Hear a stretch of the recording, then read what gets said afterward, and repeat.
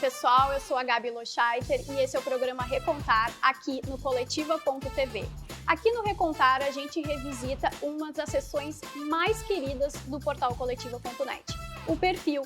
Toda semana um convidado senta ao meu lado e conta o que aconteceu desde o dia que foi entrevistado. Preparados? Vamos juntos? Está no ar o Recontar. A nossa convidada de hoje nasceu para comunicar. Ainda criança, sua brincadeira predileta era entrevistar quem fosse com o gravador com o microfone do pai. Formada em Direito, nunca exerceu a profissão, mas fora das câmeras ela já me contou que tem novidades sobre isso e a gente vai falar. Por 25 anos, atuou no telejornalismo, iniciando a carreira nas emissoras do Grupo RBS, nas cidades de Santa Rosa, Cruz Alta e Santa Maria. Já na capital, passou pela Band e no programa Câmera 2, ao lado de Clóvis Duarte, na extinta TV Guaíba. Esteve à frente como editora executiva do programa Espaço Público da TV da Assembleia Legislativa do Rio Grande do Sul. Além disso, assinou a direção de reportagens e programas especiais. Desde então, segue solo na empresa Daniela Salé Comunicação e Conteúdo. Amante da produção audiovisual, assina direção, roteiro e produção de documentários. Hermenegildo, em parceria com a Ginger Filmes, Fábrica de Gaiteiros e Substantivo Feminino, em coprodução com a Zapata Filmes. Este último premiado na Mostra Ecofalante de Cinema Ambiental de São Paulo e no Festival de Cinema Latino-Americano da Itália. Atua como mediadora e apresentadora em eventos. Além disso, é autora, juntamente com a também jornalista Cristina Krieger Marx, do livro Crianças Lesadas, lançado em 2001. A obra fala sobre suas vivências ao cobrirem os casos das gêmeas suíças abandonadas pelo pai em 96 na casa de um engenheiro da Varig em Porto Alegre e de Iruã, o menino gaúcho retido em Taiwan pela família paterna. Além de tudo isso, tem um MBA em Marketing com ênfase em Comunicação pela ESPM. Está ao meu lado, Daniela Salé. Que prazer, Gabi, que prazer enorme a gente... Que lindo currículo. Nossa, eu estou emocionada aqui, de verdade, emocionada com a oportunidade de relembrar e recontar essa história, gente, revisitar essa história. E eu preciso concordar com vocês, é um dos espaços mais queridos do Coletiva.net. É verdade, né? Eu sou suspeita para falar, eu amo também. A gente adora saber dos outros, das realizações dos outros, então Sim. É delicioso e eu só tenho gratidão a ti, a Márcia, a equipe toda do portal por esse convite. Vai ser delicioso a gente relembrar e Coisa contar. Boa. Eu até brinquei contigo que eu li teu perfil e já queria ser tua amiga. Nós já somos. Nós já então, somos. Perfeito. Dani, eu queria saber se tu lembra quando é que foi publicado o teu perfil e como foi o convite. Se tu lembra.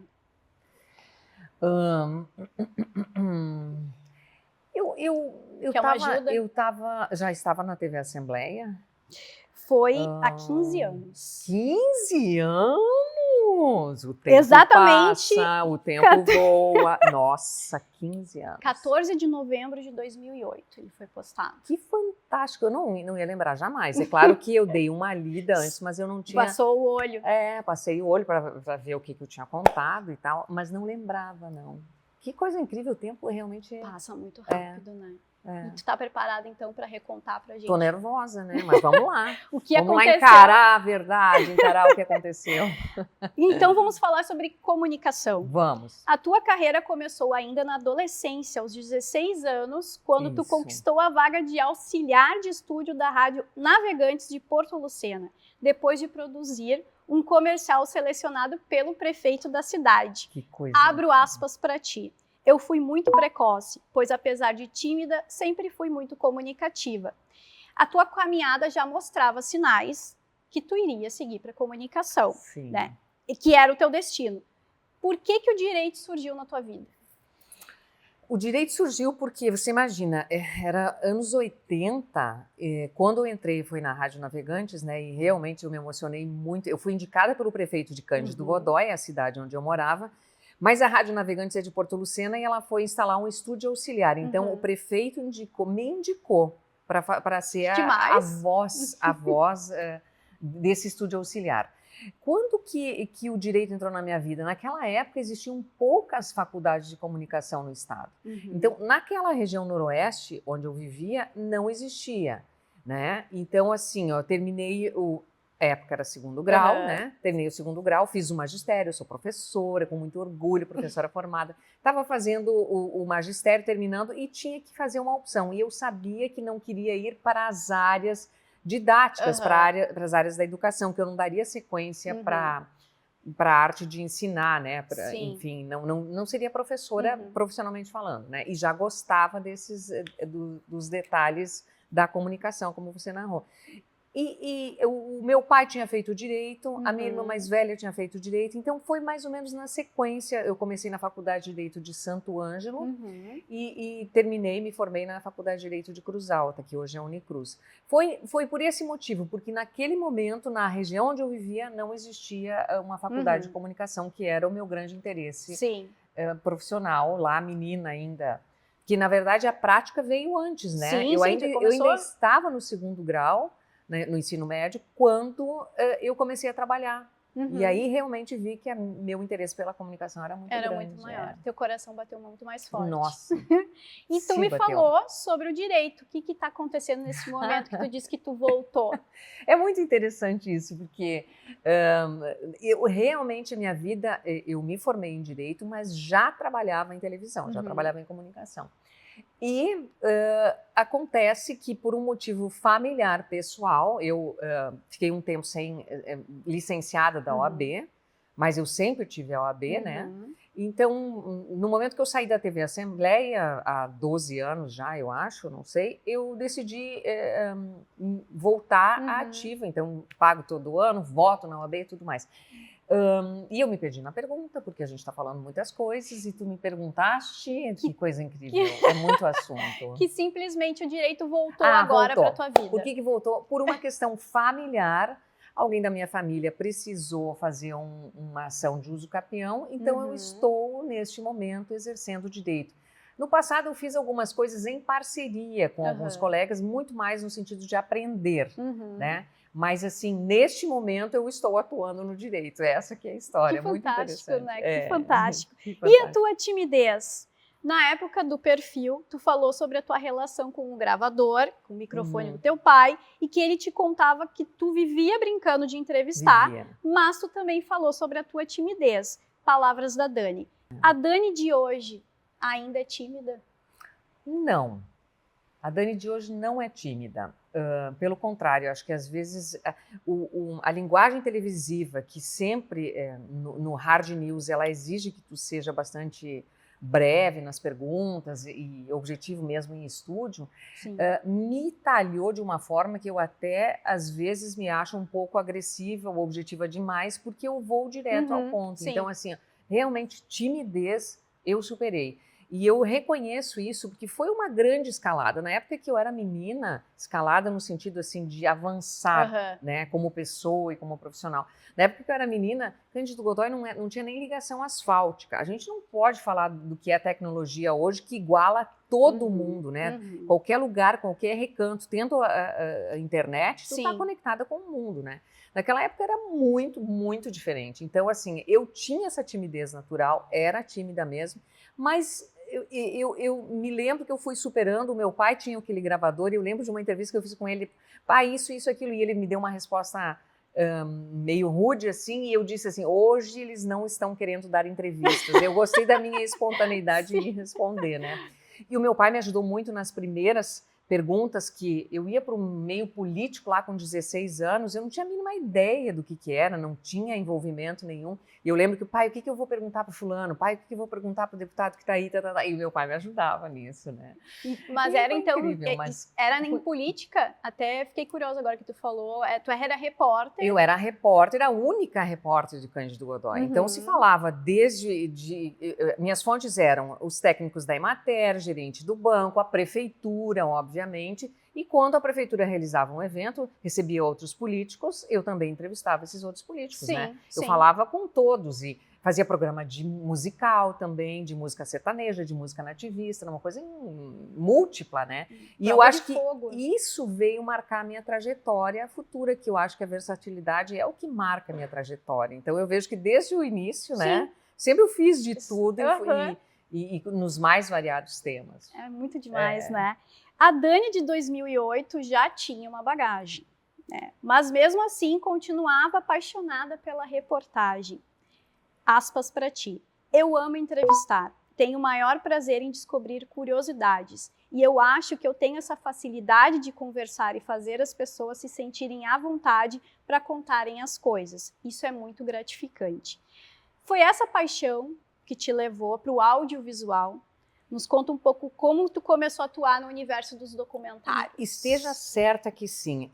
Eu amo ouvir as pessoas. Isso é verdadeiro. Na TV Assembleia, que mesmo sendo uma emissora do Parlamento Gaúcho, que não tem a maior audiência, a TV Assembleia me possibilitou muitas coisas, fazer documentários. Eu já fiz documentários com nome de programas especiais, não era documentários, eu não tinha informações, não tinha conhecimento, não tinha nada. Mas tinha um programa que eu gostei muito de fazer, que chamava Personalidades. Eu confesso que eu não sei se ainda está na grade da programação da emissora. E ali tu entrevistava pessoas, desde pessoas conhecidas, jornalistas ilustres, políticos ilustres, locais, até líderes comunitários, gente que tem história e tem vivência para contar. E é isso que me encanta, porque eu vou aprofundando, mais ou menos o que você está fazendo agora, né? Assim, com muito talento, aliás. Vou aprofundando, vou querendo saber, mas como você era tímida mesmo, mas como que né? Sim, eu acho que cada vida é brilhante. Cada vida, quando a pessoa própria se dá esse valor e se dá... Nem sempre as pessoas têm possibilidade de crescer, de construir algo, mas quando a pessoa supera adversidades, vai andando, vai deixando de lado as pedras que aparecem no caminho, sempre tem histórias lindas para contar e inspiradoras. Você vai tirar a Dona Marli, que era uma líder dos catadores aqui, a história dela é incrível, ela faleceu e foi uma das minhas entrevistadas.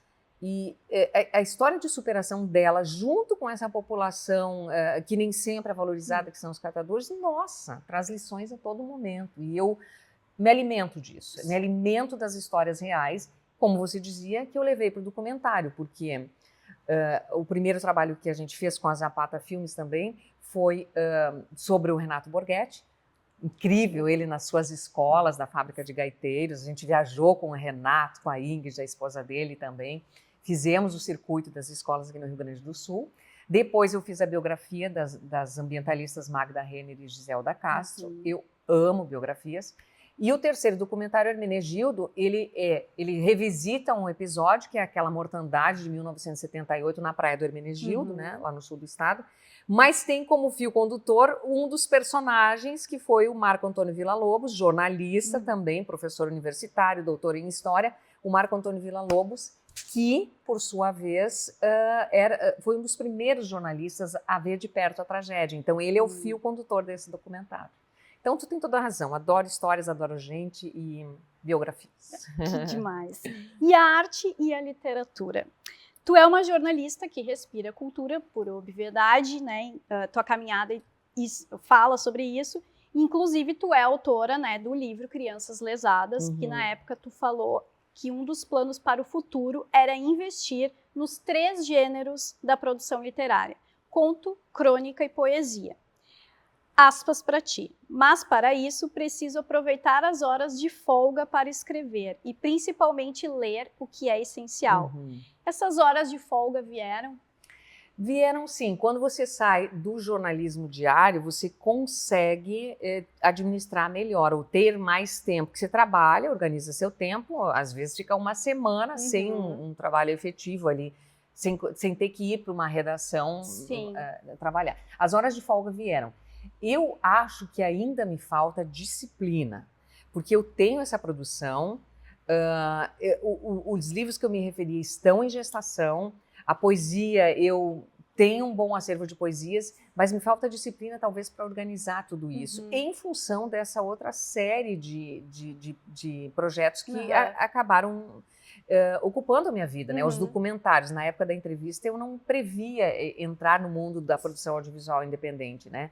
Então, assim, os livros ainda não saíram, eu participei de coletânea, assim, escrevi prefácio de livro, escrevi muitos artigos, matérias, inclusive para o Coletiva.net, que eu sou fã do Coletiva.net.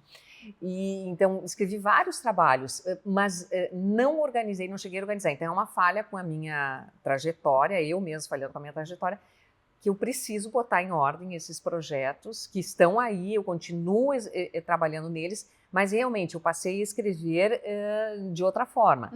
As crônicas, sim, né? Porque o artigo, uma crônica, eu sigo publicando e tal, e reportagens escritas e impressas, que agora não é mais impresso, né? Agora são digitais. Mas eu tenho algo também para falar que tem uma ligação com a minha vida pessoal, porque há 8 anos, já indo para 9 anos, eu namoro um jornalista argentino, ele é de Buenos Aires, e a gente fez muitos trabalhos em parceria. A gente trabalha juntos e aproveita para viajar e trabalhar. Então, a gente juntos viajou para fazer a cobertura da eleição em Cuba, da eleição na Bolívia, agora em São Paulo, aqui as eleições no ano passado aqui no Brasil. Então, assim, eu também trabalho com ele, numa parceria com ele, fazendo às vezes tradução do espanhol para o português e outras vezes a produção mesmo.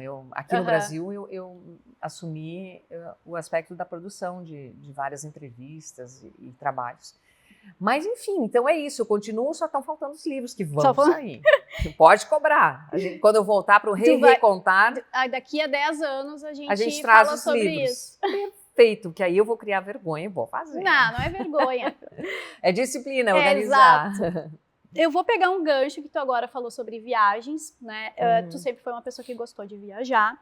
E na época tu te dividia entre Bombinhas, Paraná, que era onde teu irmão morava, e Cândido Godói, que é a tua cidade. Sim. E por isso, né, isso te fez pegar o gosto por viajar, porque para ti era fugir da rotina. E pegar a estrada era uma forma de fugir da rotina. E tu estás me dizendo agora também que costuma viajar, e na época tu já tinha visitado a Europa, África do Sul, Estados Unidos e Rússia, entre outros. Abro aspas para ti. Viagens são um grande prazer nas horas de folga. Pode ser perto ou longe. É um dos grandes investimentos da vida. Continua sendo para ti um investimento na tua vida? Sim, é um investimento. Não, eu acho que para qualquer um, e viajar pelo Rio Grande do Sul é um investimento. A gente conhecer cantinhos escondidos. Um dia que eu estive, vou lembrar daqui a pouco o que eu visitei, o Parque de Itapuã, visitei há pouco tempo, que é belíssimo aqui em Porto Alegre, indico demais. A zona perto do bairro Glória, aqui em Porto Alegre, uma amiga mudou para um sítio de lá, é incrível o que a gente encontra perto de Porto Alegre, muitas vezes não sabe. Então, viajar é um investimento e indico para todo mundo ver novas culturas. Em função muito desse meu relacionamento, eu tenho ido muito a Buenos Aires, mas a gente juntos, além desses lugares que eu te falei, a gente tem viajado também, fomos a Cuba, eu já falei, fomos a Cartagena também, na Colômbia, a gente vai para o Uruguai, nós achamos desculpas para nos encontrarmos, entendeu? E nem sempre precisa ser em Porto Alegre, a gente se encontra em algum outro lugar. Então tem viajado, mas esses lugares aí continuo indo muito para o interior do estado, em Cândido Godói e Santa Rosa, onde meus pais moram e eu sou uma privilegiada de ter pais saudáveis, lúcidos, né? Lá com seus 80, 77, 80 anos. E então, viajar eu indicaria sempre. Um dia eu vou fazer um diário de viagem ainda. Já estou prometendo um monte de coisa. Depois a gente te cobra. Cobra! Mas nesses últimos 15 anos, teve lugares, além desses que tu já tinha visitado, que tu conseguiu fazer fora do Brasil? Fora esses que, não, em função esses do teu namoro e do teu trabalho? Eu voltei para os Estados Unidos com uma colega jornalista que eu sou fã, Lucy Jorge, que hoje está na RBS. Nós voltamos, fizemos Nova York e os demais roteiros, eles foram para a América Latina. Os demais roteiros para a América Latina ou aqui no Brasil. Fui muito a São Paulo a trabalho também. no Nordeste também, mas assim, nada específico. Não voltei à Europa, e aí eu preciso te dizer que isso tem a ver com outro livro que eu vou escrever. Opa, pode Era falar? projeto, mas não é mais. Claro que pode, não. Eu tive uma claustrofobia que me limitou muito, porque a claustrofobia levou a crises de pânico. Então, por muitos anos, eu cancelei os voos. Eu simplesmente não conseguia entrar no avião. Então, assim, teve um período aí que eu imagino que esteja contido nesse teu cálculo, que eu realmente não conseguia viajar, não conseguia entrar no avião por conta da claustrofobia. Então, teve tratamento, teve muita coisa, muito apoio, muito suporte, e a partir daí que eu voltei a viajar. Me falta retornar à Europa, que é um voo mais largo, mais longo, largo é espanhol, mais longo, e eu quero voltar a fazer esses voos longos também, que ainda precisam, assim, o último passo da minha superação da claustrofobia. Mas, brincando no livro, eu queria escrever sobre isso, porque eu acabei descobrindo que muitas pessoas têm algum tipo de fobia, e eu sempre acho que compartilhando as nossas histórias, a gente está ajudando outras pessoas. Quando eu cheguei a Nova York, eu lembro que eu fiz um post e contando isso, o quanto aquilo significava para mim, porque eu não conseguia viajar. A gente viajou até o Panamá 7 horas e depois mais 5 horas em Nova York, então fez uma pausinha ali. Mas eu acho que não precisa ser um livro, mas pode ser uma história, um documentário, alguma coisa assim. Porque a quem tem esse tipo de problema, de trauma, gente, dá para superar sim. Que limita muito a vida, né? Quando a gente não consegue mais viajar ou entrar num lugar fechado. E tu tem na tua cabeça já, quero conhecer, tem o sonho de conhecer algum lugar muito específico no mundo? Aqui nós estávamos planejando conhecer o Equador neste momento. Uma grande amiga voltou de Galápagos agora. Eu tenho vontade, assim, não, eu não tenho assim, o sonho é lá que eu quero ir. Não. O que eu gosto é de ir em locais, assim, eu vou para um local que tem turismo, mas eu não sou fissurada nos pontos turísticos. Eu gosto de descobrir a vida real das pessoas. Sim, respirar cultura, né? E conhecer os locais, saber como os locais vivem, como os locais sentem, né? E isso eu tenho conseguido fazer em Buenos Aires, porque eu não vou, já conheço os lugares turísticos, mas eu vivo, quando eu vou para lá, eu vivo assim, normalmente nos bairros, que são belíssimos, aliás, né? Mas não é naquele roteiro turístico tradicional, não. Eu gosto de sentir o que a gente pensa. É sempre uma coisa diferente, né? Acredito que tu veja, mesmo que tu esteja indo para o mesmo lugar, acho que o teu olhar sempre tem uma coisa diferente, Se tu te abrir para viagem, e não pode ficar saindo só fazendo foto, né? Porque senão a gente vai viajar em casa depois vendo as fotos. Ai, as tecnologias, né? Às vezes elas até nos inibem, né? Um pouco, né? Com certeza, com certeza. E os teus momentos de lazer? Tu não era muito fã de ir na academia, então tinha como exercício físico as caminhadas com o Tommy, teu salsicha, que na época estava com 9 anos. Aspas para ti. Passear com o Tommy é mais que aproveitar as horas de folga. É ele que me tira da indisciplina para as atividades físicas, já que falto muito a academia e a patinação. Eu acredito que o Tommy não esteja mais e divido contigo esse teu sentimento. Também sou muito cachorreira, mas eu sei que tem 2 criaturinhas na tua vida nova, que é o Ruivo e a Mia. E eu queria que tu falasse um pouquinho. Não, a Mia... Não é a Mia não é tua? Não, então a Mia não é minha, mas eu tenho Desculpa. não tem problema nenhum. A gente vai falar da Mia porque eu sou fã de bicho, fã das gatas, dos gatos, das vizinhas, sem problema nenhum. Mas o Ruivinho, sim, o Tommy viveu 16 anos comigo, o Linguicinha. Bastante ainda mesmo, depois muito, e você não... do perfil. Viveu muito. E, nossa, esse é um tema também que me instiga muito, que é a história do afeto das pessoas pelos bichos de estimação e o quanto isso tem transformado para melhor muitas vidas, né? Sim. Mas, assim, os gatos que eu amo são os gatos da minha vizinha. Eu encontro das minhas amigas, assim, sou super fã de gatos também, mas eu não sei se daria certo. O Ruivo é muito mansinho e se dá bem com gatinhos. E ele é uma paixão, assim. Como é que o Ruivo surgiu na tua vida?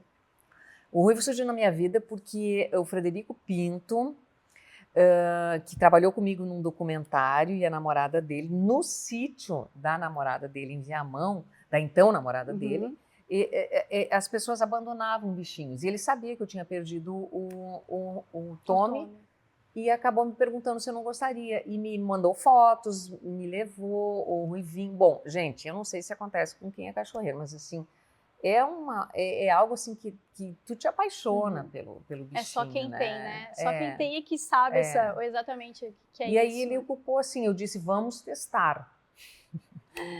Pronto, vamos testar. Deu, já fica. É. E quantos anos ele tem? Ele está com 6 anos. Eu não tenho uma. Porque como ele veio, já tinha alguma idade, uns 6, 7 anos, assim, mas é fantástico. E a patinação? Mas a patinação eu fiquei vou de vez em muito curiosa, quando. porque esses dias eu até te stalkeei um pouquinho, eu vi lá no teu Insta, tu andando de patins e achei demais. E queria que tu resgatou agora. Sim. Eu, na verdade, assim, na época, há 15 anos, tinha uma quadra ali no Colégio Santa Inês que eu patinava lá com professores e tudo. E depois disso as aulas acabaram, o pavilhão virou uma garagem e aí eu fiquei com o patins aposentado lá, né? E eu voltei a fazer em algumas praças e na Orla do Guaíba, mas eu tô indisciplinada em relação à patinação. A coisa boa que surgiu na minha vida durante 5 anos foi um personal que realmente começou a me exigir muito, porque com o personal tu tem compromisso não só contigo, tem compromisso com a outra pessoa, o Anderson, que foi assim um parceiraço. Por conta de um problema no pé, eu tive que há 6 meses largar o exercício. E aí voltei recentemente a uma academia, a um centro de treinamento, porque eu preciso, gente, eu vou contar um negócio. As dores aparecem, todos aqui nesse estúdio são muito jovens, mas as dores aparecem com os anos e não tem outra alternativa a não ser fortalecer a musculatura, fortalecer, a gente precisa de força, musculação é saudável em qualquer idade, então eu estou fazendo funcional de novo no COI, e que coisa boa. É isso. Bem boa. Indico demais, como as viagens, indico assim, atividade física, caminhada, o que for mover o corpo é para o bem-estar, né? Porque os anos cobram. Mas a patinação, tu já começou adulta? Já adulta. Era adulta lá em Santa Rosa, que eu comecei a patinar com um grupo que chamava Chuva de Estrelas. Então eu aprendi lá, daí comprei o patins, daí ia patinando não sei o que, depois vim para o Colégio Santa Inês aqui nessas aulas. E agora faço assim muito esporadicamente, mas faço porque é super prazeroso, né? Assim, espero não cair da próxima vez. Mas agora eu faço com cotoveleira e joelheira. Não, e eu vi que é o clássico, né? Tu não anda de roller, tu anda com o clássico mesmo, 4 rodinhas ali. Que demais. Achei demais. Eu sou clássica, né? Eu sou antiga, a gente tem que fazer com os clássicos. Muito demais. E o voluntariado? Mesmo com a tua vida agitada, né, tu conseguia dedicar um tempo, né, para as boas causas. Tu apresentava o Corrida pela Vida do Instituto do Câncer Infantil e ajudava a divulgar o trabalho de instituições como o Instituto de Prevenção ao Câncer do Colo do Útero e a Bichoterapia, entre outras. Tu continua com esses trabalhos? Infelizmente, no ano passado eu não consegui, por conta de desencontro de datas, eu não consegui trabalhar junto ao Instituto do Câncer Infantil, mas continuo voluntária no Instituto do Câncer Infantil. E tem outros 2 trabalhos que eu faço, assim, com muito prazer. Eu faço parte da diretoria da Associação dos Amigos do Teatro São Pedro até a próxima eleição, eu faço parte dessa diretoria. E sempre fui voluntária lá no tempo da querida Dona Eva Soffer, eu apresentava os eventos lá sempre de forma voluntária. E também faço parte da diretoria do Instituto Sorávia Bettiol. Então, assim, são paixões, realmente, são áreas que eu me envolvo. A luta do Instituto é para transformar a Casa dos Leões lá na Andradas, na nova sede do Instituto. É uma casa histórica, o Instituto recebeu da prefeitura o direito por 100 anos de uso daquele local, mas é caríssimo, né, para restaurar uma casa. Então, a grande mobilização do Instituto Sorávia Bettiol hoje é pela restauração dessa casa. Vou fazer só um parênteses que eu lembro que um dos projetos que eu fiz no Coletiva.net foram 4 reportagens especiais na área da cultura e numa delas eu falava da Sorávia Bettiol, que seus 80 e poucos anos é outra inspiração, né? Não parou durante a pandemia, produziu demais.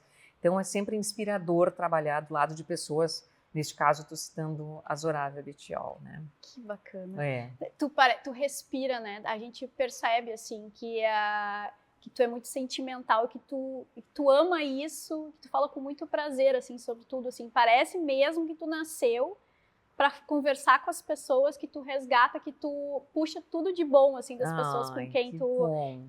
tem paixão pelo que tu faz, tu aparenta mesmo isso. Ai, fico feliz, fico feliz. É isso, sim. Eu acho que não tem outra coisa no mundo. E apesar de eu gostar muito de ficar na minha, de ficar em casa, eu sou bastante caseira e tal, e ficar sozinha não me incomoda, pelo contrário, curto muito a minha companhia, e a do Ruivinho e a do Gustavo quando ele tá aí. Mas, assim, estar sozinha não me preocupa. Mas, apesar disso, assim, a troca com os humanos, nossa, não tem outra maneira da gente crescer, né? Sim.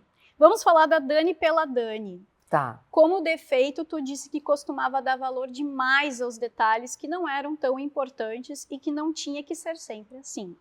Como qualidade, tu salientou que ao se preocupar com os detalhes, te fazia querer fazer sempre melhor.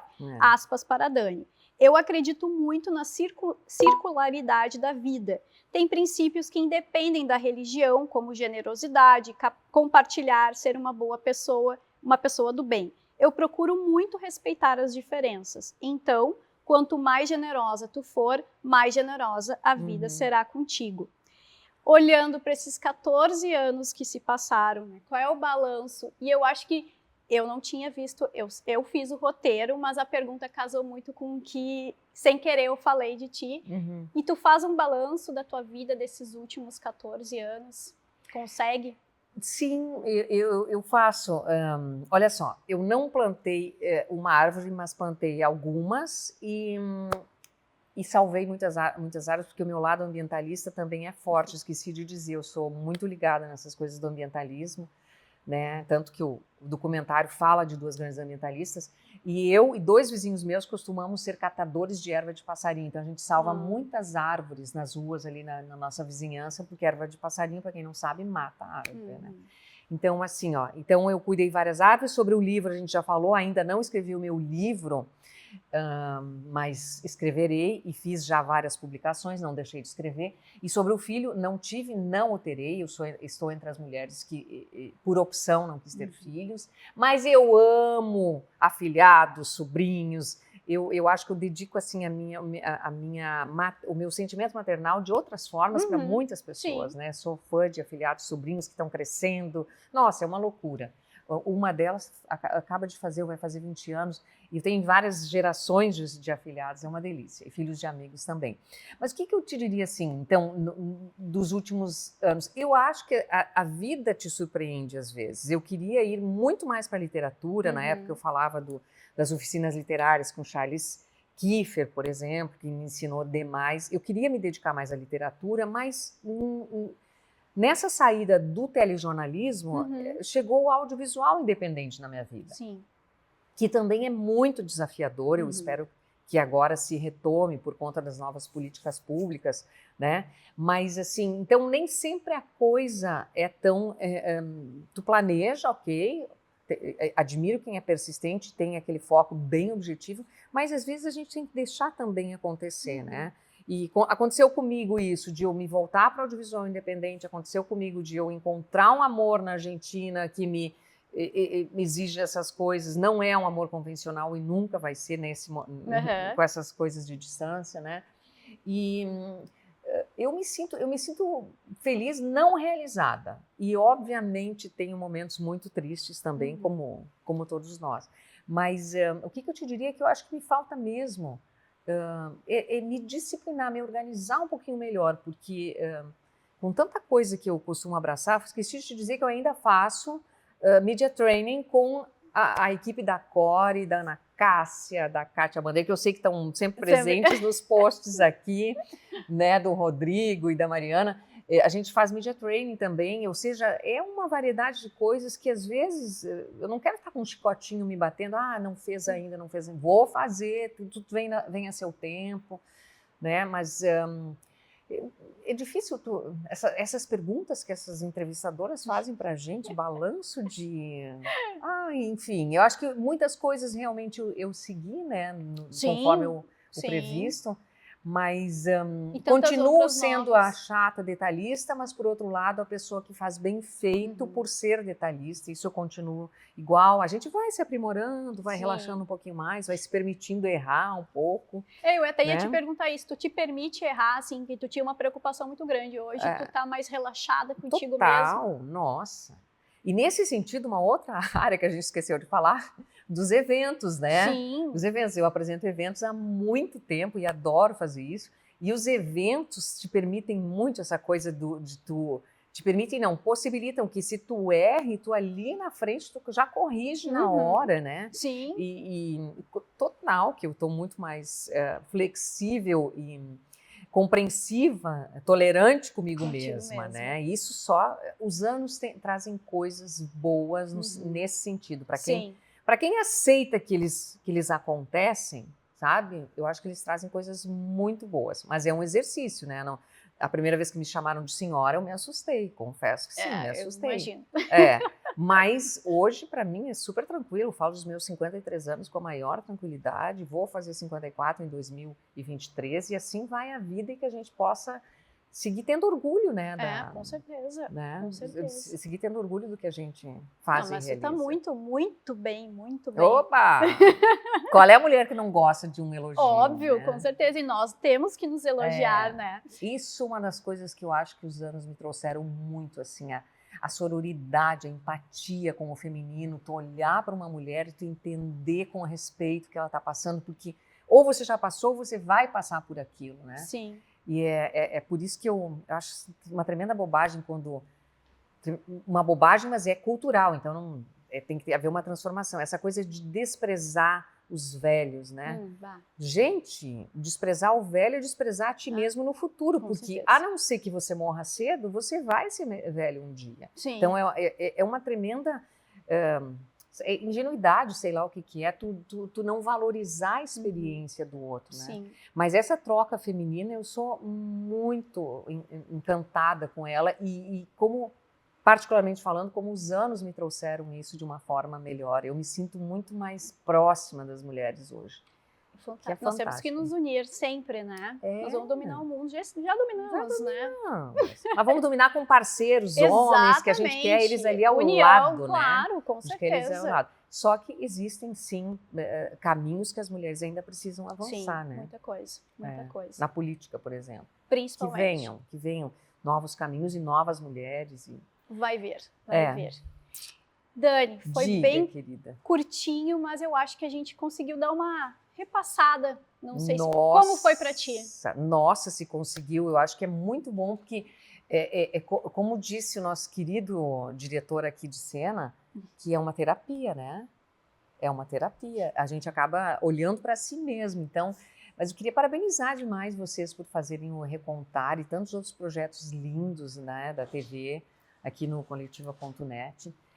Encantador e encantada de te conhecer. Também gostaria de ser tua amiga. Então, já somos amigas. Tu disse, eu já vou fazer. Da Márcia eu já sou, tá? Então tá. Então também quero ser. Obrigada, Dani. Foi um Prazeraço em te conhecer. Que a gente se reencontre outras vezes. Vamos mesmo. Então tá, pessoal. Esse foi mais um episódio aqui do Recontar. Espero vocês na próxima semana. Aproveita, curte, compartilha e se quiser ler na íntegra o perfil da Dani, o link vai estar aqui na descrição. Tá certo? Até mais!